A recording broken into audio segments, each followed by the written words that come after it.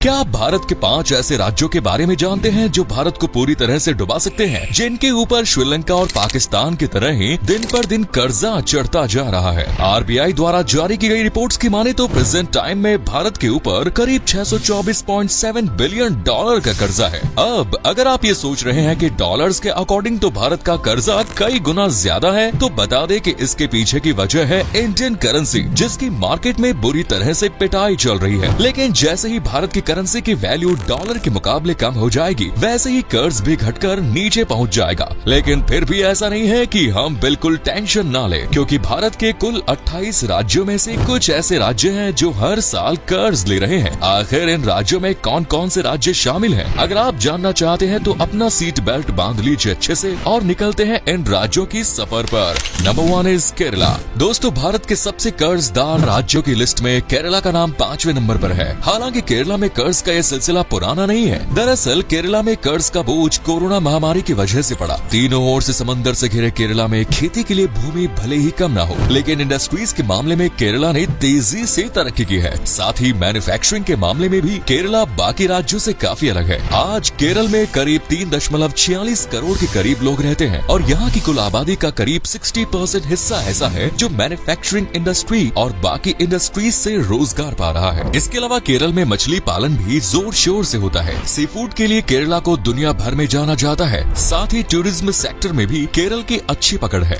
Per capita income की बात करें तो ये केरल में 2 लाख के लगभग है। इस लिहाज से ये भारत की अर्थव्यवस्था को सपोर्ट करने में 9वें स्थान पर है। लेकिन इसके बाद भी केरल का कर्ज साल दर साल बढ़ता ही जा रहा है। रिपोर्ट्स की माने तो वर्तमान समय में केरल पर 3.90 लाख करोड़ रुपए का कर्ज है। वहीं 11.6 लाख करोड़ की जीडीपी के साथ केरल 9वीं रैंक पर है। साल 2022 में केरल के डेब्ट टू जीडीपी रेशियो की बात करें तो ये करीब 37% है, जबकि साल 2022-23 में ये 0.2% बढ़कर 37.2% हो चुका है। आंकड़े बताते हैं कि आने वाले कुछ सालों में यानी करीब 2026 से 2027 तक केरल का डेब्ट टू जीडीपी रेशियो 38.2% हो जाएगा। यानी केरल के ऊपर कर्ज कम होता नजर नहीं आ रहा। शायद यही वजह है कि केरल की अर्थव्यवस्था कमजोर पड़ती नजर आ रही है। नेक्स्ट इज पश्चिम बंगाल। कर्ज के बोझ तले अपने कंधे झुकाने के मामले में पश्चिम बंगाल भी पीछे नहीं है। इस लिस्ट में पश्चिम बंगाल 4थे नंबर पर आता है। राज्य में 10.25 करोड़ के करीब लोग रहते हैं। ये वही राज्य है जो किसी जमाने में भारत की राजधानी होने का गौरव भी प्राप्त कर चुका है। आबादी के लिहाज से पश्चिम बंगाल 4थे नंबर पर आता है। पश्चिम बंगाल आजकल से नहीं बल्कि प्राचीन समय से ही भारत की इकोनॉमी में बड़ा साथ दे रहा है। भारत चाहे कृषि का हो या इंडस्ट्रीज की, वेस्ट बंगाल हर सेक्टर में आगे है। यहाँ सबसे ज्यादा आलू और चावल की खेती की जाती है। बाकी यहाँ आपको गन्ना, जूट, गेहूं और दूसरी फसलों की खेती भी भरपूर मात्रा में देखने को मिलती है। पश्चिम बंगाल में मछली पालन भी जोर शोर से होता है और मछली पालन के लिहाज से वेस्ट बंगाल भारत में दूसरे नंबर पर है।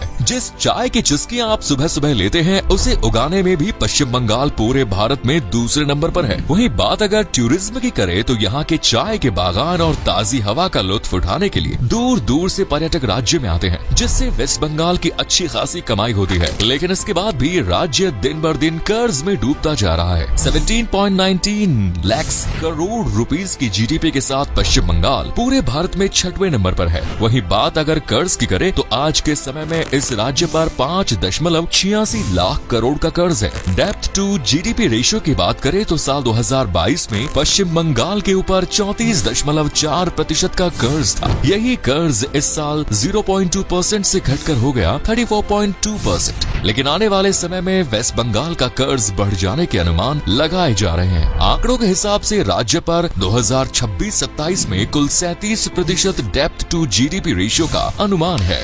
Next is Uttar Pradesh. जी हाँ दोस्तों, इस लिस्ट में तीसरे नंबर पर जिस राज्य की हम चर्चा करने वाले हैं वो है उत्तर प्रदेश। उत्तर प्रदेश की आबादी 23.15 करोड़ के लगभग है और इस लिहाज से भारत का ये राज्य दुनिया के करीब 19 देशों से आगे है। लेकिन सिर्फ पॉपुलेशन ही नहीं, ये राज्य राज्य देश की जीडीपी में भी महाराष्ट्र के बाद सबसे ज्यादा सपोर्ट करता है। उत्तर प्रदेश की जीडीपी मौजूदा समय में 24.39 लाख करोड़ के आसपास है, जो कि बीते साल के मुकाबले बढ़ी भी है। राज्य में कई थर्मल पावर प्लांट्स के साथ हाइड्रो पावर प्लांट्स मौजूद है। कृषि के लिए यूजफुल भूमि के साथ साथ ये राज्य प्राकृतिक संसाधनों से भी भरपूर है। उत्तर प्रदेश में गन्ना, गेहूं, जौ, मटर, चना, सरसों और आलू जैसी फसलें प्रचुर मात्रा में होती है। इसके अलावा दूध उत्पादन के मामले में उत्तर प्रदेश 14.93% की रैंक रखता है और राजस्थान जैसे राज्य के बाद दूसरे नंबर पर आता है। कृषि के अलावा यूपी में खनिज की भी भरमार है। सिलिका, जिप्सम और बॉक्साइट जैसी धातुओं को निकालने में यूपी टॉप पर है। इसके अलावा मिर्जापुर के आसपास कोयले की खानें भी मौजूद है, जो आजकल से नहीं बल्कि प्राचीन समय से भारत की अर्थव्यवस्था में सपोर्ट कर रही है। वहीं टूरिज्म के मामले में भी यूपी सबसे आगे निकलता नजर आ रहा है। इन दिनों सरकार भी पर्यटन सेक्टर में सुधार कर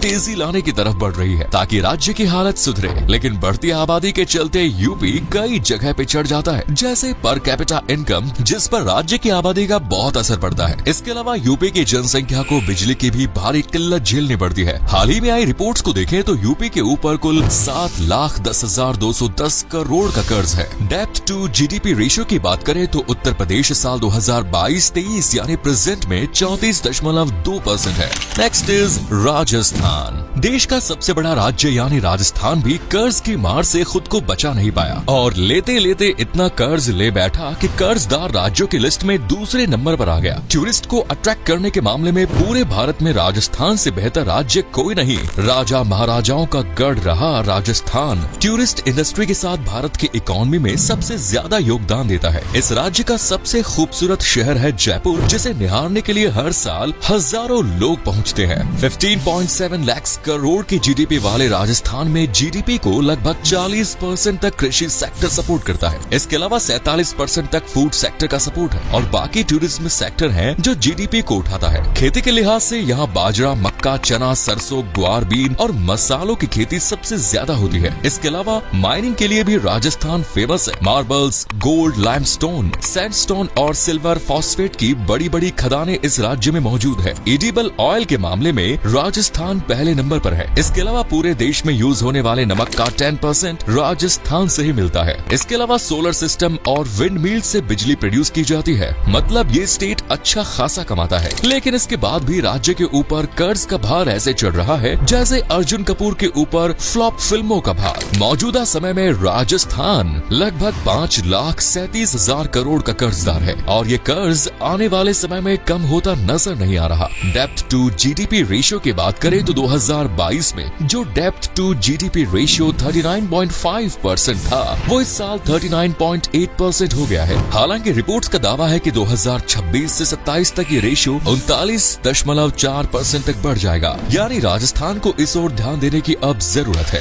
पंजाब। जी हाँ दोस्तों, अन्न भंडार या रोटी की टोकरी के नाम से मशहूर पंजाब ही वो राज्य है जो भारत में सबसे ज्यादा कर्जदार है। पंजाब का कर्ज बुलेट ट्रेन की रफ्तार से बढ़ रहा है। वैसे तो पंजाब को भारत में सबसे समृद्ध राज्य माना जाता है। इसे कृषि प्रधान राज्य कहें तो गलत नहीं होगा, क्योंकि पंजाब पूरे भारत का एक अकेला राज्य है जो पूरे देश में यूज होने वाले कुल गेहूं का 19% गेहूं और 11% से ज्यादा चावल प्रोड्यूस करता है। इसके अलावा यहाँ जौ, मक्का और गन्ने को भी बड़ी संख्या में उगाया जाता है। पंजाब की टेक्सटाइल मार्केट पूरे भारत में सबसे बड़ी मानी जाती है। इसका रीजन है कपास। जी हाँ दोस्तों, पंजाब कपास को बड़े पैमाने पर उगाता है। हालांकि पंजाब में एक ट्रेंड है, यहाँ युवा बड़े होने से पहले ही कनाडा जाने का सोच लेते हैं। यही वजह है कि पंजाब की आधी से ज्यादा जनसंख्या इन दिनों किसी न किसी तरह कनाडा से कनेक्ट है। इसी वजह से कनाडा को मिनी पंजाब भी कहा जाता है। लगभग 3.5 करोड़ की आबादी वाले पंजाब के ज्यादातर युवा आपको कनाडा में नजर आएंगे। पंजाब की जीडीपी की बात करें तो ये 6.98 लाख करोड़ के लगभग है।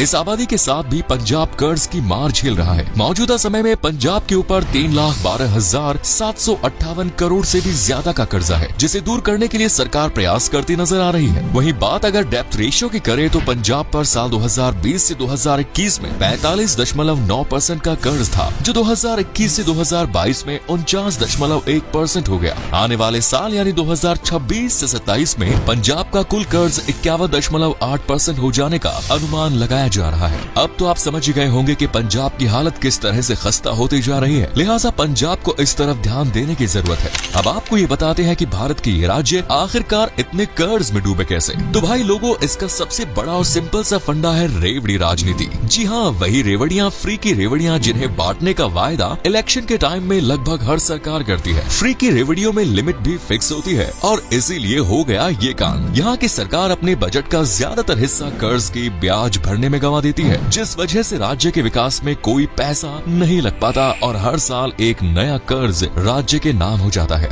अब अगर इन राज्यों को खुद को कर्ज मुक्त बनाना है तो उसका सीधा और सिंपल उपाय यही है कि राज्यों को अपने खर्चों पर लगाम लगानी होगी और राज्य की प्रगति पर ध्यान देना होगा, वरना श्रीलंका और पाकिस्तान की हालत तो सबको पता ही है। खैर दोस्तों, आपकी इन राज्यों को लेकर क्या राय है? आप में से अगर कोई है इनमें से किसी राज्य से तो हमें जरूर बताएं।